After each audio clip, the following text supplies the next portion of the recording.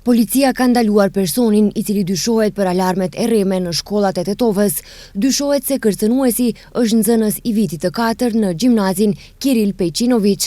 Policia ka kryer bastisje në shtëpinë e tij, ku dhe janë sekuestruar celular e kompjuter.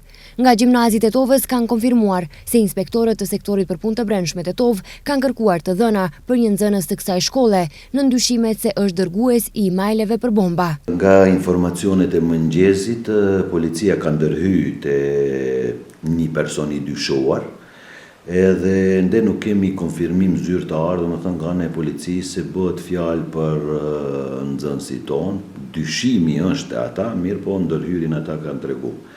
Pastaj faktet tjera janë se mund rezultoj i tillë, te ne është ende dyshim të është se nxënësi i dyshuar nuk ka qenë sot në procesin mësimor.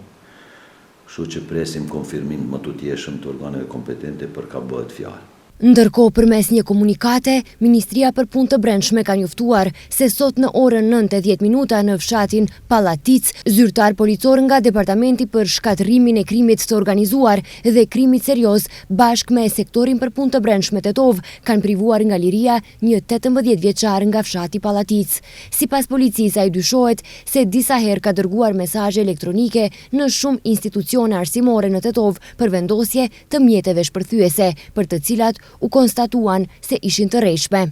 Sot me urdhër gjyqësor është kryer bastisje në shtëpinë e tij në Pallatic, ku janë sekuestruar më shumë aparate elektronike.